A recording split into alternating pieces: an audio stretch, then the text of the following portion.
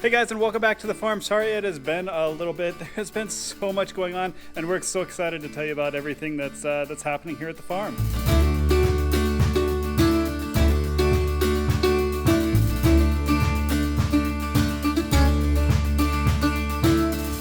So first thing is the easiest one to show you, and that is something that we got yesterday.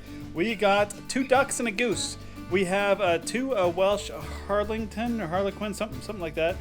They're a male and a female ducks, and then we got 1 gosling, and it's a white goose. I can't remember the name or the breed, but basically the goose is going to be a guard goose. So as you can tell from that, we basically did the method that we saw on Facebook or YouTube or whatever, where you take a painter's tray as well as the grate on top of that, and then you put the water on that. We ended up putting together some PVC and some little cup waterers. You need them big enough for ducklings and goslings so they can basically wash their bill out and get their nares or their nostrils clear. So it's big enough for that. Thankfully they're using that drinking, and it will keep the mess down a little bit at least. We also are just using a normal feeder that we got for our chicks. We're using chick starter food. The only thing that we're adding is some niacin, which is basically brewer's yeast adds niacin, and they just need that for their diet. The other thing that we're changing up and that we got for the ducks and the gosling is this heat plate. This thing, we've seen them before in other people's videos, and we wanted to try it out, so we got it, and it actually works really well, and they love it at night, and they sit right underneath it, so they stay nice and warm at night, and they come out during the day like they are in here. So yeah, these guys are great. They'll stay in here for about a month. It is warm enough out here during the day, or at night as well, more specifically. So they can stay out here in this brooder that we have in the garage because it's not getting freezing anymore, so they'll be great out here. So this is the first thing that's going on. So the other thing that we're up to that you probably saw in the intro is this setup. If you've had chickens, or a lot of them are even meat birds, you probably know what we're doing here. But basically, we have 34 chickens right now, and we have 8 roosters. 8. So well, the girls are getting roughhoused, and there's just too many roosters. That's just too many for the size of flock that we have.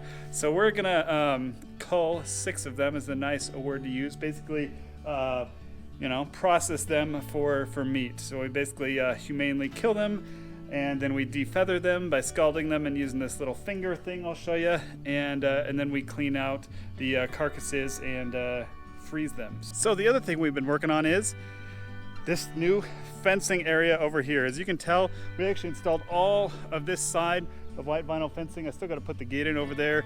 We've also buried some sprinkler lines as well as some other water lines. And that's in preparation for what's going over here, and that is 2 goats. So we're getting them. She's about a 3-month-old. Really? She's about a 3-month-old doe kid, a Nigerian dwarf goat, as well as a 5-year-old Nigerian dwarf goat, and she is actually in milk, so we have to have all the supplies to milk her, because she's still in milk for many more months this year. So I'll just go around and show you kind of everything that we got over here. First things first, we have this feeder here. Basically, they have been eating a mix of alfalfa and Bermuda grass at their previous farm, so we got that feeder, and then we got alfalfa and Bermuda in there. And just to make it easy, what we did is we pre-filled up this trash can with Bermuda and alfalfa just to make it easier for when either me or my wife are coming out here to feed them first thing in the morning. The other thing we got here is the water. So you can see it's part of the water line we put installed in the ground as part of our projects over the last few weeks. But then there's a hose coming to this little goat water thing here. It's actually got a float in it. When it gets low enough, it automatically fills up with water, so we don't have to refill it. It's always got clean, fresh water. And then if we need to basically dump everything out, we can just basically rock this water stand forward. The other thing that goats definitely need, or really any animal for that matter, is shelter. So we just made this basically shelter. There's a few 2x4s and a little bit of plywood, but otherwise it's pallet wood that we painted with an exterior solid color stain. It's pretty simple. It's got a shade side so they can sit underneath it and get some shade, and then it's also got the shelter side. Now this will typically be open during the day, but we can lock them in at night so they're protected from predators and that kind of stuff, because as you all know, we do have bobcats and stuff here. So it's just got a pretty simple latch. You can unlatch it, and then just a handle, so you can lift it and open it. Then over here, all we got is a little bungee cord. So all you got to do is touch the bungee cord to the handle, and then that'll stay open. Then inside here, pretty simple. Just got a pallet wood floor, but it's just got some straw on the bedding just to to provide some moisture control. So the other thing that goats, especially Nigerian dwarf goats, need is stuff to play with and do. They need to be busy, because if they're not busy and if they're not playing, they're going to play with something and get into something that you don't want them to get into, or they're going to get out of their area. So you got to be really careful and give them plenty to do. So we got these things here. We got a bunch of free tires off Rupp. So we went and dug them out with our tractor and buried them in like a step-up manner so they can jump off that. And then also on Rupp, we found these free wooden spools. So they can go under there, there's some shade, as well as they can hop up top and kind of run around and do their kind of thing. So the other thing that we needed is a milking stand. We looked at them online, and unfortunately they're very expensive, like $300 or something, just absolutely insane. So we had decided to build one, and it wasn't actually too difficult to build with, basically with our miter saw, table saw, and jigsaw. And it cost about $60 in wood and stain and poly and everything, and I think it looks pretty good. Very simple. The goat will just hop up there. We open up the head block, we close it, use bungee cord to secure it.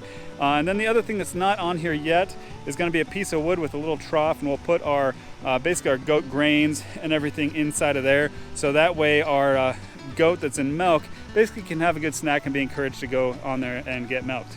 So to go along with the milking stand, we got a milking machine.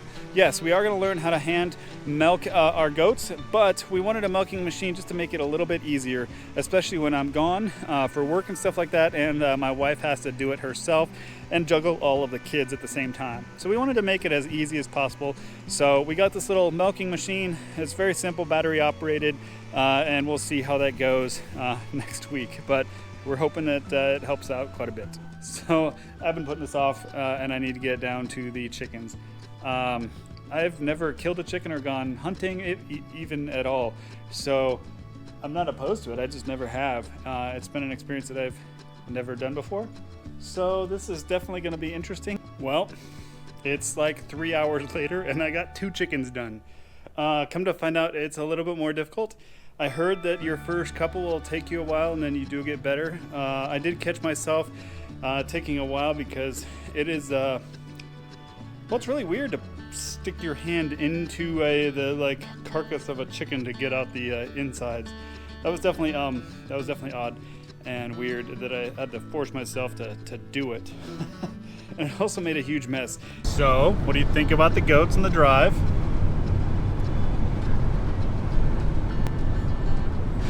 So I hear they don't pee very much.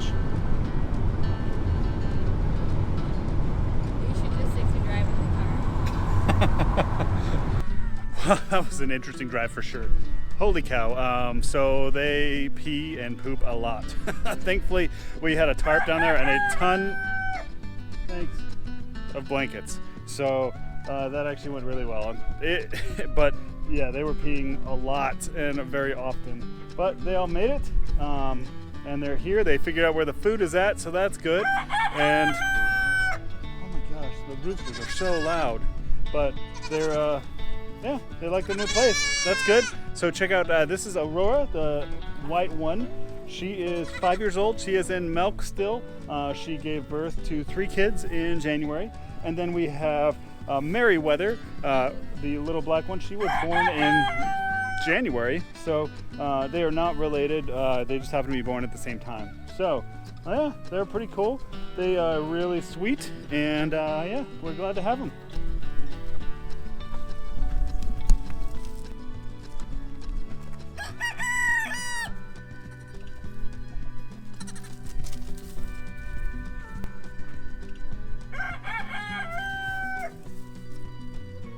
Well, that's pretty much it for this week, guys. I know it's kind of random, but we just wanted to catch you guys up on everything that's going on here at the farm.